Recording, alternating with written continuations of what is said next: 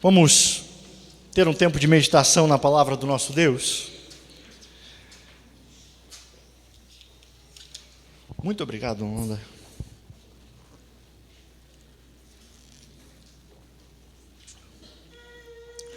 Aos que nos visitam, nós costumamos fazer séries de pregações aqui em nossa comunidade. Nós pegamos um livro da Bíblia e percorremos todo ele. E agora, nesse último mês, nós começamos a fazer uma série de exposições no livro de Gênesis. Um livro maravilhoso que o Senhor tem abençoado essa comunidade, mas um livro difícil. E apenas para situar os irmãos, nas últimas mensagens, nós falamos um pouco sobre a criação.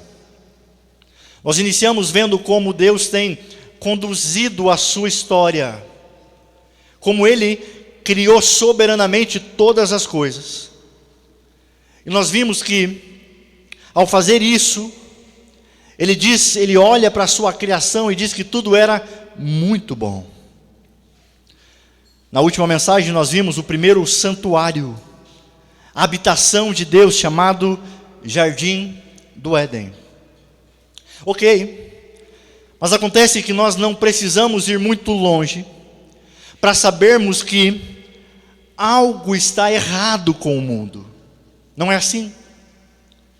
Nós vivemos em uma realidade trágica, com sofrimentos, com dores, perdas, tristezas, coisas que nos fazem refletir: será que realmente há um propósito nisso tudo?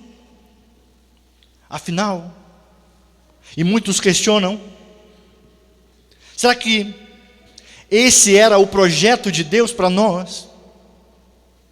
O que foi que deu errado com a boa criação dele?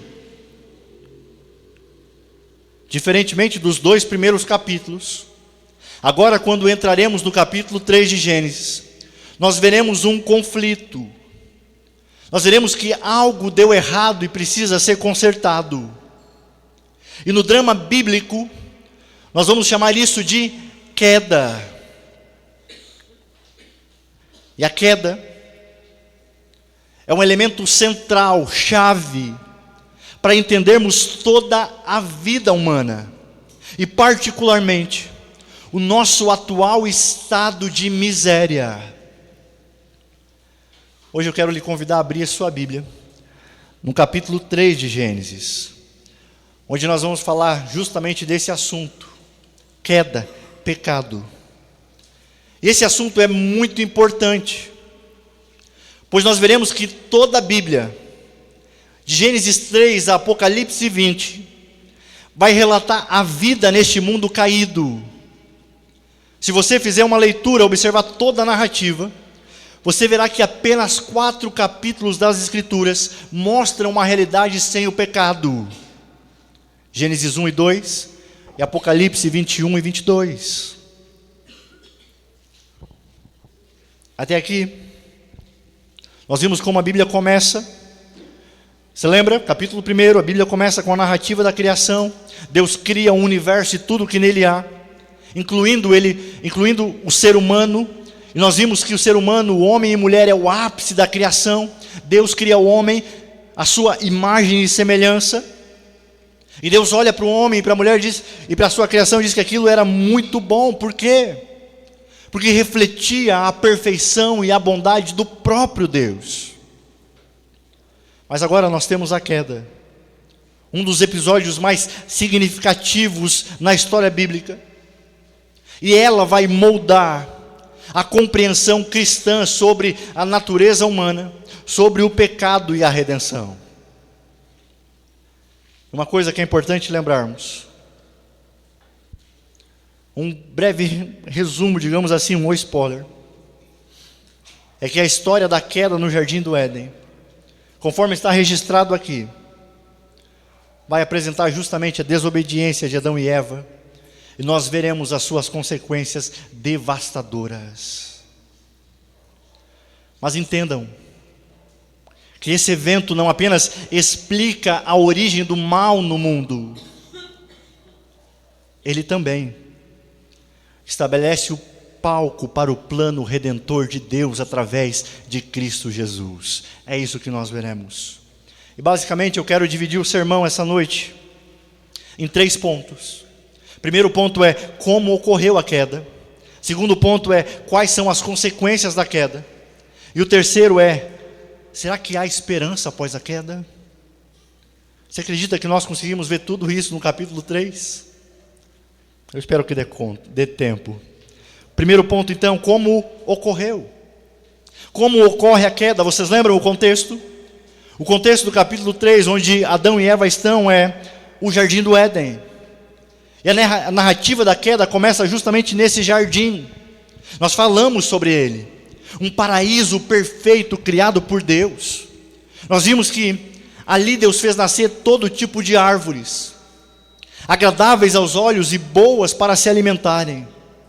E eles poderiam comer livremente de qualquer árvore do jardim. Contudo, havia uma proibição. Eles só não poderiam comer da árvore do conhecimento do bem e do mal. Mas você consegue imaginar algo comigo? Pense lá no jardim.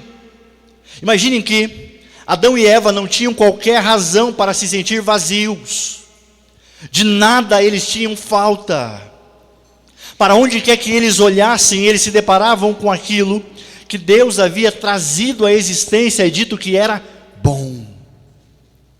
E mais, além de o Éden ser um lugar fértil, pacífico, rico em recursos naturais, tem coisa melhor do que isso?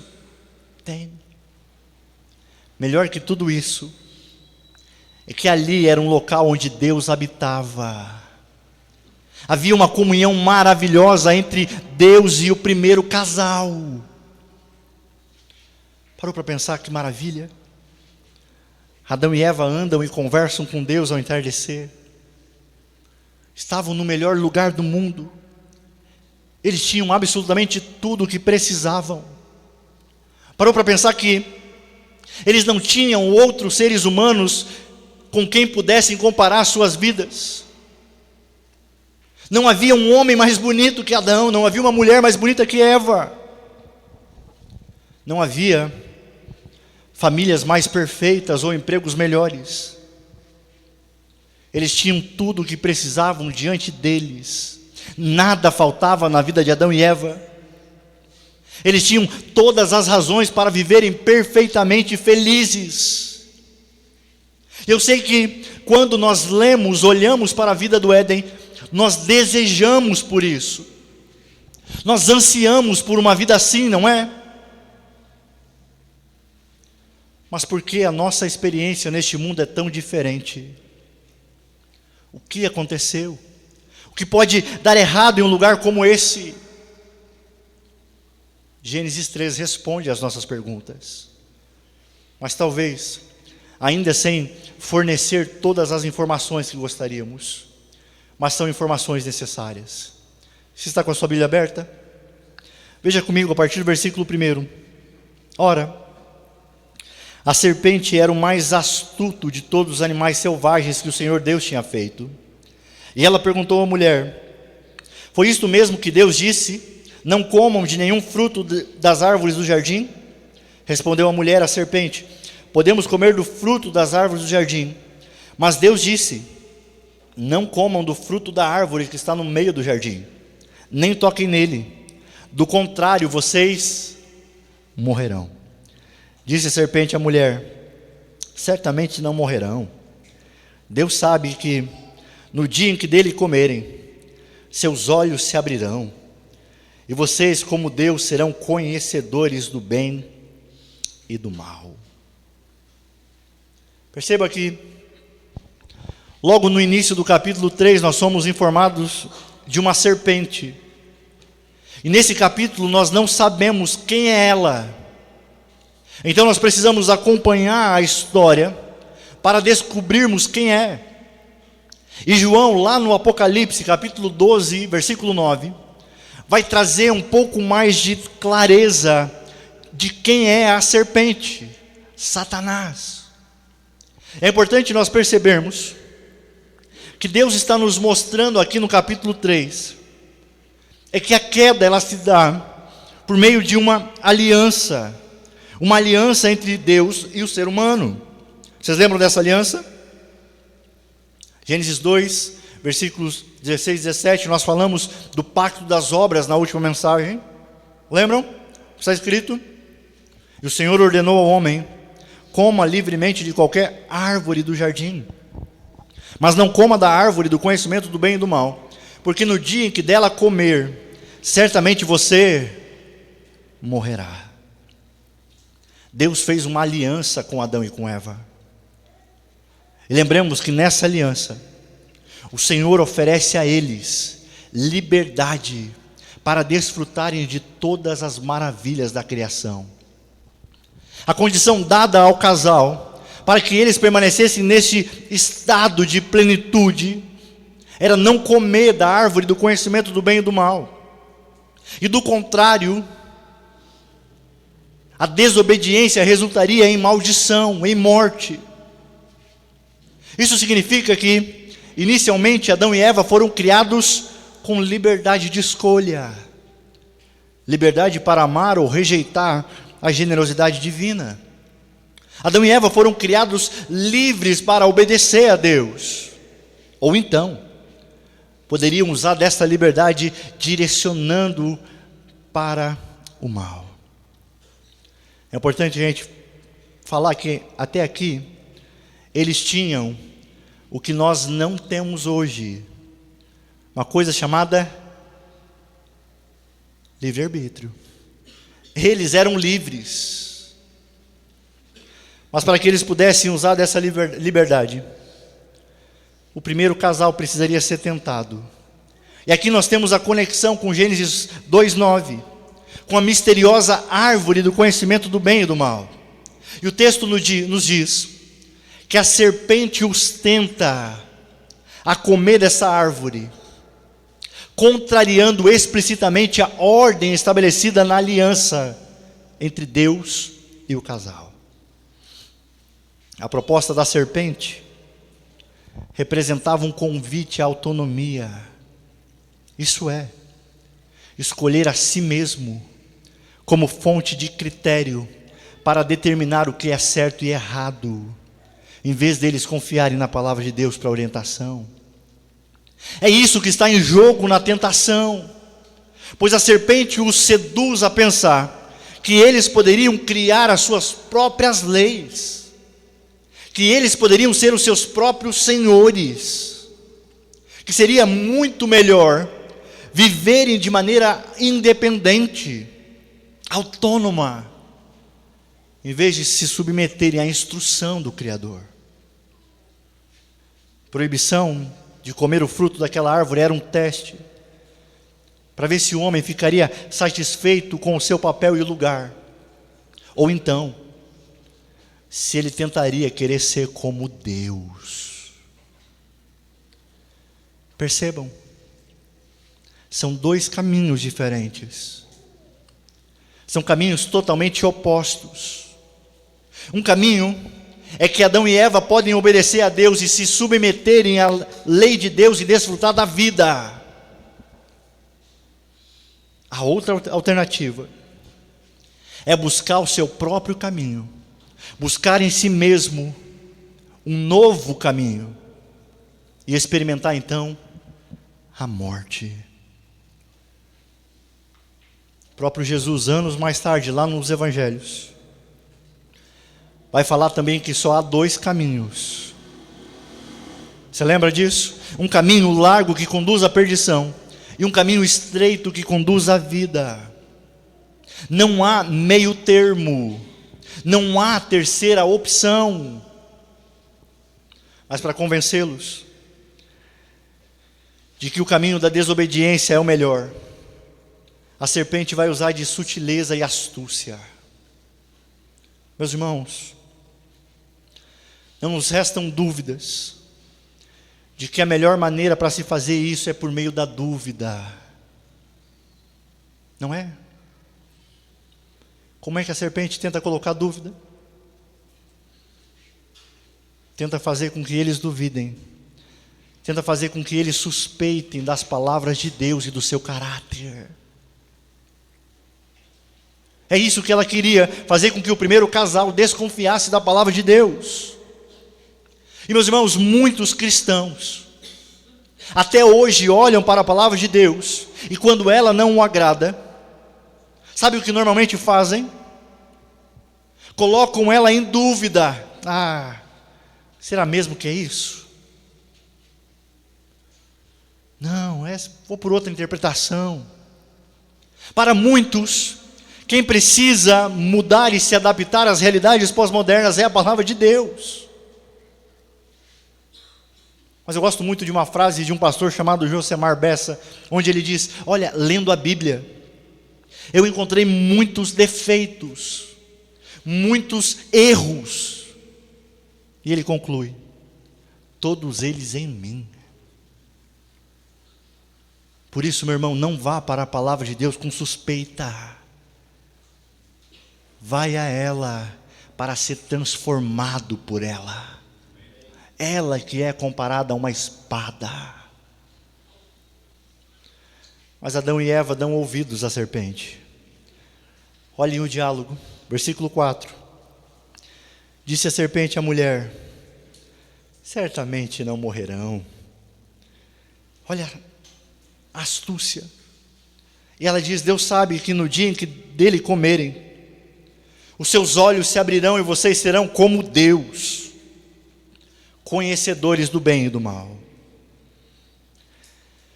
Queridos irmãos, pode ser que vocês tenham chegado até aqui com dúvidas. E essas dúvidas podem estar relacionadas a várias áreas da vida de vocês. Mas pode ser que a maioria das dúvidas que vocês enfrentam hoje sejam justamente porque vocês colocaram sob suspeita as palavras de Deus e preferiram dar ouvidos a qualquer outra coisa. Por isso a minha pergunta a você nessa noite é: a quem você tem dado ouvidos? Você tem ouvido mais o seu coração? É o que as pessoas pensam de você? É o que as pessoas querem? Você tem dado mais ouvidos à cultura? Talvez você tenha dúvidas quanto à sua identidade. Talvez a sua dúvida seja em relação ao seu propósito e missão neste mundo. Mas perceba, a serpente sempre vai usar de sutilezas. Não dê ouvidos, ouça apenas o que Deus falou, porque a sua identidade, o seu propósito, não está no que os outros dizem sobre você, mas está em quem criou você. Ele lhe fez a sua imagem, Ele lhe conferiu valor. Portanto, não se entregue às vozes que você ouve por aí.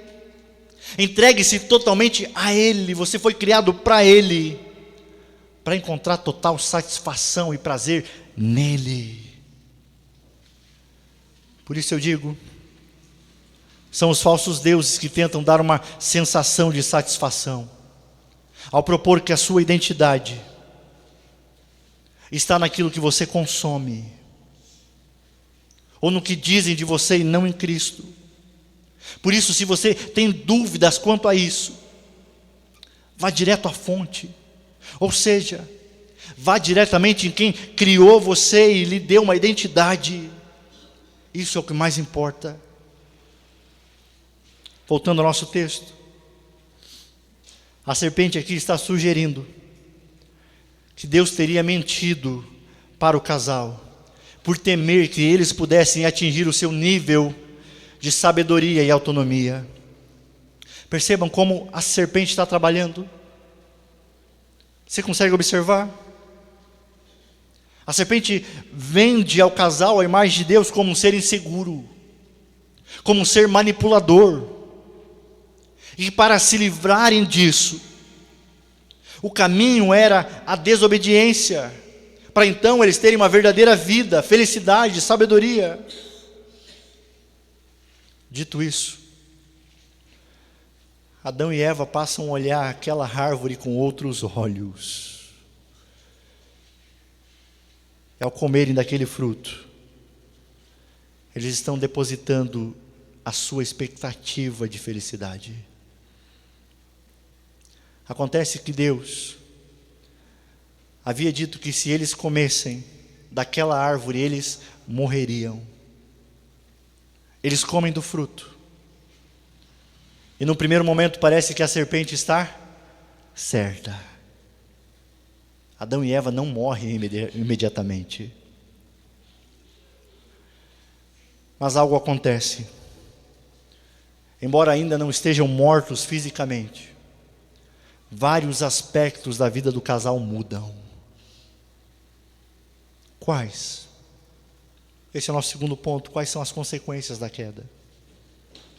Primeiro, deve ter um inquilino aí em cima.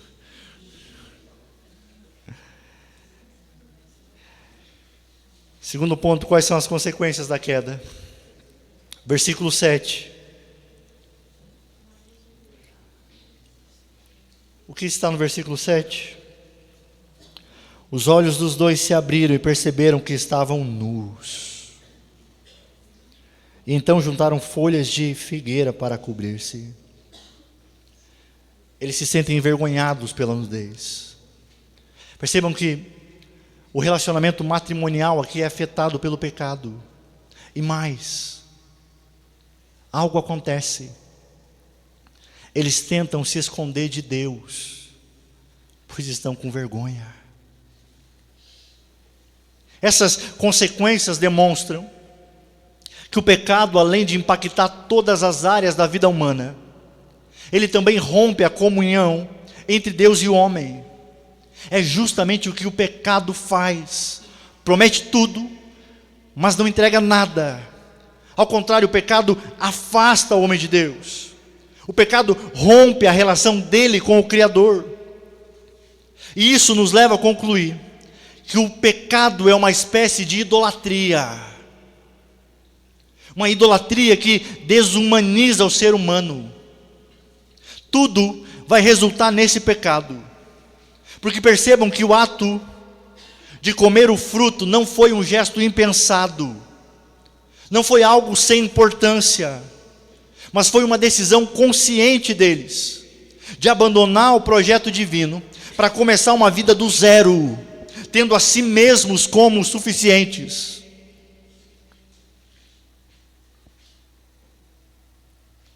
Como nós chamamos isso? Nós chamamos isso de idolatria. Pois o homem quer ser o próprio Deus. Eles querem viver de forma autônoma. Eles pensam que agora são suficientes. Mas deixa eu dizer uma coisa. Esse desejo não é somente deles. Nós, eu, você, constantemente, vivemos como se fôssemos os senhores de nossas vidas. Nós vivemos muitas vezes como se nós fôssemos os bons, suficientes. Nós não somos.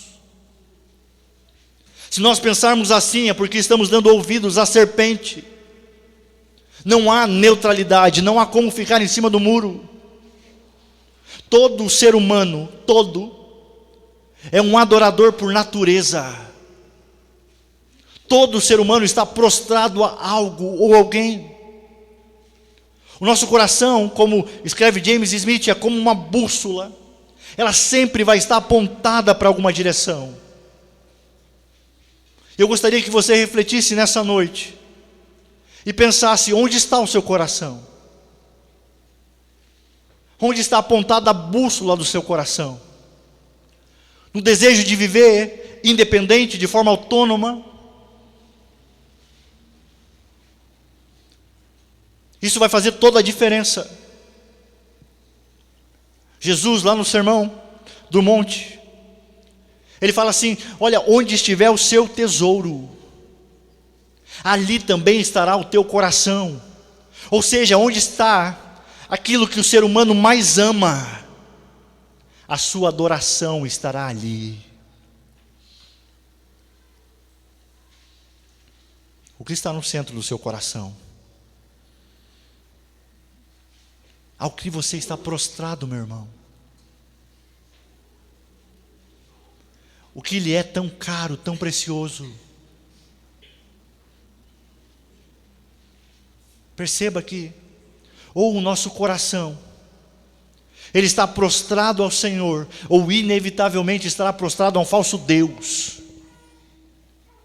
Pode ser você, pode ser alguma pessoa próxima, pode ser algo que você deseja conquistar. Inevitavelmente, se o seu coração não estiver centrado em Deus, ele não vai deixar de ser um adorador, ele vai estar prostrado a um falso ídolo. O grande reformador Martinho Lutero disse algo tão chocante para o homem pós-moderno. Ele diz: seja o que for que o seu coração se apegue, em que deposite a sua confiança, isso realmente será o seu Deus. É isso que o pecado faz. Tudo que o ser humano se apega e deposita confiança, isso realmente será o seu Deus. Isso é dar ouvidos à serpente. Peça ao Senhor para sondar o seu coração. Será que ele não está realmente prostrado a falsos deuses? Mas perceba algo aqui. Perceba que dar ouvidos à serpente sempre irá gerar separação, divisão. Não dê ouvidos à serpente. O seu coração precisa ser reorientado. Precisa voltar à verdadeira adoração. A história que realmente dá sentido.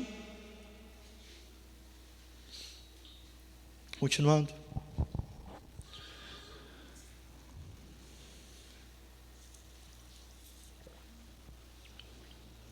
Após a queda, o casal tenta se esconder de Deus. Mas é interessante que Deus está à procura deles. O mais interessante é que não é o homem que pergunta por Deus, mas é o próprio Deus que pergunta pelo homem, versículo 9. Onde você está? Percebam que é uma pergunta retórica. Como que o Deus onipresente, onisciente não ia saber onde eles estavam? Deus não tem interesse em saber onde eles estão, mas de questioná-los acerca do porquê eles se esconderam. O porquê deles terem comido do fruto proibido. Mas qual é a resposta do homem diante de Deus? Versículo 12. Disse o homem, o que ele diz? Foi a mulher que me deste por companheira, que me deu do fruto da árvore e eu comi. Basicamente a gente passa essa leitura simples, mas observem como essa resposta é reveladora. Adão está se eximindo da culpa do seu próprio pecado e transferindo ela para a sua mulher. E se formos observar em última análise, Adão está culpando quem? O próprio Deus, por lhe dar a mulher que do seu ponto de vista o levou a pecar. É que eu quero que você reflita, que nós possamos refletir em algo. Vocês lembram que em Gênesis 2, Deus havia dado ao homem a responsabilidade de guardar e cultivar o jardim? Ele era cabeça da criação, o sacerdote daquele santuário, aquele que deveria proteger a sua esposa da mentira da serpente. Mas acontece que no capítulo 3, a gente encontra um Adão silencioso. Alguém que se omitiu das suas responsabilidades. Se você observar o texto, você verá que em nenhum momento Adão confronta a serpente. Em nenhum momento ele instrui a sua esposa. Eva simplesmente pega do fruto, toma e dá ao seu marido. Consegue fazer uma ligação com o capítulo 2? O homem, vocês lembram da criação, quando Deus coloca Adão para dormir e cria a mulher? O homem que no capítulo 2 fez um poema, quando Deus cria a mulher, agora tenta culpá-la. Aquele que deveria assumir a responsabilidade, agora procura um culpado. E a pergunta que eu faço, será que nós não temos a mesma síndrome de Adão? A culpa é sempre do outro. O problema é sempre quem? O outro. Meus irmãos, quantos lares continuam repetindo o pecado de Adão? Isso deve servir de alerta para nós. Homens que se omitem espiritualmente, trabalham, sustentam a casa, mas não lideram a família na oração, na leitura das Escrituras, na adoração, na santidade. Homens que permanecem calados diante do pecado, deixam que a cultura discipule seus filhos, e depois se perguntam por que a casa está em desordem. Mas esse pecado não é apenas dos homens, todos nós herdamos essa síndrome de Adão. Sempre existe um culpado para os nossos pecados, sempre. Sabe o que é o problema? É a família. Não, é a criação. Eu sou assim porque eu nasci assim, eu cresci assim, eu vou morrer assim. Às vezes a culpa é colocada sobre a igreja. Não, sabe qual é o problema? Não, o problema é o governo. Não, o problema é o meu cônjuge. Não dá. Não, agora o problema é o passado. É muito mais fácil procurarmos culpados do que reconhecermos a nossa miséria e o nosso pecado. Mas do texto que nós lemos, juntos, o salmo que nós lemos, assim como Davi, pare de culpar os outros, mas seja humilde para reconhecer e dizer a Deus: pequei contra o Senhor. Restaura o meu coração, restaura a minha vida para que eu possa ver e viver a beleza do teu evangelho.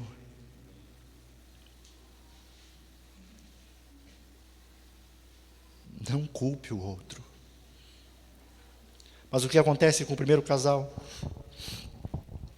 Deus confronta Adão e Eva e declara sobre eles julgamento, e mostra as consequências da rebelião do casal.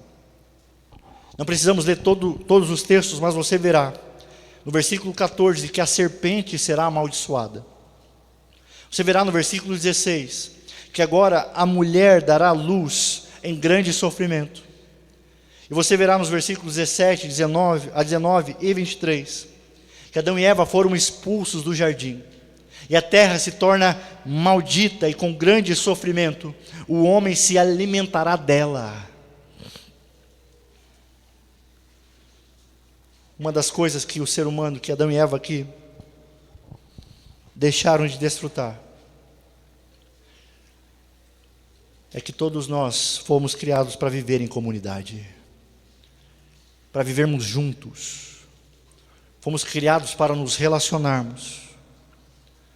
Mas o efeito do pecado é justamente nos separar. E acima de tudo, a humanidade, que foi criada para desfrutar de um relacionamento profundo com Deus, agora tem esse relacionamento rompido. Que tristeza isso. Sabe de uma coisa? Talvez alguém se pergunte, mas eu não estava lá. Verdade. Nenhum de nós estava lá, mas todos nós herdamos a culpa. Adão e Eva naquele momento representavam a humanidade. Portanto, meu irmão, se nós queremos entender melhor como Deus trabalha no mundo, nós precisamos saber também da nossa miséria, dos nossos pecados. Só assim nós iremos compreender melhor a graça de Deus. O Doug leu no começo, o apóstolo Paulo escrevendo aos Romanos diz: portanto, da mesma forma como o pecado entrou no mundo por um homem, e pelo pecado a morte, assim também a morte veio a todos os homens, porque todos pecaram. Ou seja, como resultado da queda, cada aspecto da natureza humana foi corrompida pelo pecado. Isso não significa que as pessoas sejam tão más quanto poderiam ser, mas que o pecado afetou todos os aspectos do ser humano: mente, vontade, emoções, corpo. E o apóstolo Paulo descreve essa condição em Romanos 3, dizendo, como está escrito: não há um justo, nenhum sequer. Não há ninguém que entenda, não há ninguém que busque a Deus. Todos se extraviaram e juntamente se fizeram inúteis. Não há quem faça o bem, nenhum sequer. E agora? A nossa comunhão com Deus foi quebrada. Que esperança temos? Será que há esperança? Onde que nós vamos encontrar esperança? Será que vamos ter que percorrer todas as escrituras para chegar lá nos evangelhos para ver Jesus? Não. A queda, meus irmãos, nos mostra a necessidade que nós temos de redenção. A queda mostra o caos que nós nos metemos, mas também mostra a nossa incapacidade de salvar a nós mesmos. E desde que o pecado entrou no mundo, a criação inteira geme aguardando a redenção. Mas a pergunta é, diante de tudo isso, diante de toda essa realidade, como podemos nos alegrar e ter esperança? Meus irmãos, no relato mais trágico da história humana, que é a entrada do pecado no mundo, você pode ver que Deus não desiste dos seus propósitos para a sua criação e seu reino. A boa notícia que recebemos é que o pecado e a morte não são as últimas palavras deste livro. Deus não foi pego de surpresa pelo pecado da raça humana. É por isso que já imediatamente no capítulo 3, nós temos uma esperança. Há esperança. Você sabia que no capítulo 3 nós temos um anúncio do Evangelho? Veja comigo o versículo 15. Porém, inimizade entre você e a mulher, entre a sua descendência e o descendente dela. Este lhe ferirá a cabeça e você lhe ferirá o calcanhar. Essa é a primeira promessa bíblica do Evangelho. Cristo será a semente da mulher e derrotará completamente Satanás. Percebam que o juízo divino não foi a última palavra. Deus tem um plano e os seus planos não podem ser frustrados. Por isso que ao falarmos sobre a queda, nós precisamos refletir sobre isso. Você precisa reconhecer a sua condição. E essa compreensão deve nos levar a uma postura de humildade, de dependência em Deus, reconhecendo que por nós mesmos nós somos incapazes de viver em conformidade com a vontade de Deus. Porque se nós formos honestos, sinceros com nós mesmos, nós vamos dizer, olha, eu não sou tão bom quanto penso. Não é mesmo? Eu não sou. Você pode querer se esconder de Deus como Adão e Eva tentaram. Só que nós não podemos esconder algo do grande Deus que sabe de todas as coisas. Mas às vezes nós esquecemos disso. Não é? Nós pensamos que nós não somos tão pecadores assim. Nós costumamos pensar que nós somos melhores que os outros. Não é assim? Por quê? Só porque os nossos pecados são diferentes do outro? O grande C.S. Lewis disse uma frase que você deve lembrar dessa frase, que eu preciso lembrar dia após dia dessa frase. Ele diz o seguinte: se o maior pecador que você conhece não é você, então você precisa se conhecer melhor. O mesmo apóstolo Paulo, escrevendo aos Romanos, ele diz: porque eu sei que em mim, isso é, na minha carne, não habita bem algum. Pois o querer, o bem está comigo, mas eu não consigo efetuá-lo. Por isso que a realidade da queda, como eu disse, nos ajuda a apreciar profundamente a graça de Deus. Sabemos agora então que por causa dos nossos pecados nós merecemos a separação eterna de Deus. No entanto, Deus em sua misericórdia providenciou um meio de redenção através de Cristo Jesus. E essa graça imerecida que deve nos inspirar a viver em gratidão e adoração a Deus. Se tem uma coisa que deve mover o seu coração, é isso. Eu sou tão pecador, o pior dos pecadores, como diz Paulo, mas eu sou amado com um amor infinito por Deus. Por isso, meu irmão, você desfrutará melhor da graça de Deus quando realmente entender a gravidade dos seus pecados. Isso é muito importante, porque compreender a queda vai nos impulsionar a participar da missão de Deus no mundo. Compreendermos melhor a queda vai nos impulsionar na missão em Passo Fundo. Porque quando nós olhamos para as pessoas, nós reconhecemos que todos estão em necessidade de redenção. E que nós fomos chamados para sermos o quê? Embaixadores de Cristo, proclamando o Evangelho e ajudando a restaurar aquilo que foi corrompido pelo pecado. Por isso, se nós não falarmos da realidade do pecado e da graça infinita de Deus, não haverá salvação. Você pode contar diversas histórias, contos, promessas para as pessoas, mas se você não apresentar a elas o Evangelho, elas estarão completamente perdidas. Mas apesar de todas as consequências negativas do pecado, há esperança. Deus, em sua infinita misericórdia, providenciou esse plano de redenção através de Cristo, que veio a este mundo para nos reconciliar com Deus e restaurar todas as coisas. Essa é a grande narrativa que nós veremos de Gênesis 3 até o final das Escrituras. Por fim, para não me estender mais, apenas algumas aplicações.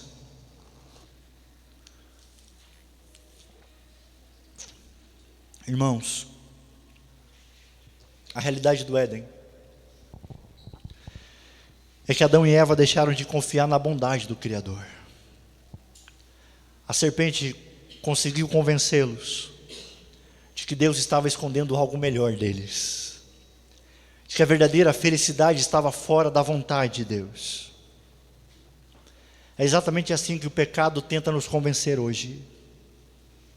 Sejamos sinceros, nós não pecamos porque acreditamos que o pecado nos oferecerá algo que Deus supostamente não nos oferece. Nós pecamos porque nós queremos buscar satisfação para a alma em qualquer outra coisa. Onde você tem procurado buscar satisfação para a sua alma? O que tem preenchido o seu coração? Talvez você diga: não é comigo, eu estou feliz demais, mas talvez o que tem satisfeito o seu coração é pequeno demais. Se não for Cristo, certamente é pequeno demais. Mas talvez você está enganado, acreditando que poderá permanecer vivendo dessa maneira e terminar tudo bem com o pecado. Outra coisa, assim como Adão, nós sempre procuramos justificativas para os nossos pecados. Como eu disse, culpamos a criação que recebemos, a família em que crescemos, a cultura, o cônjuge, as circunstâncias, a igreja. Fazemos qualquer coisa para tentarmos esconder os nossos pecados. Afinal, o orgulho humano, o ego do nosso coração, prefere preservar a própria reputação, não é assim? Do que buscar a misericórdia de Deus. Você tem medo de confessar seus pecados? Porque você tem um nome a zelar? Você pode ir para o inferno com reputação e tudo, se não se arrepender e confessar os seus pecados. A verdade é que talvez você esteja tentando administrar o seu pecado, escondendo, minimizando, mas aquilo que você encobre nunca será curado.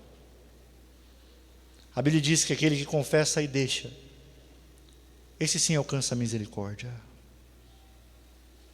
O que precisa ser confessado e abandonado, meu irmão?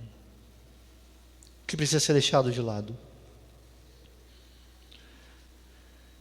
Também, depois de contemplarmos a profundidade da queda, nós poderíamos sair daqui completamente desanimados, não poderíamos?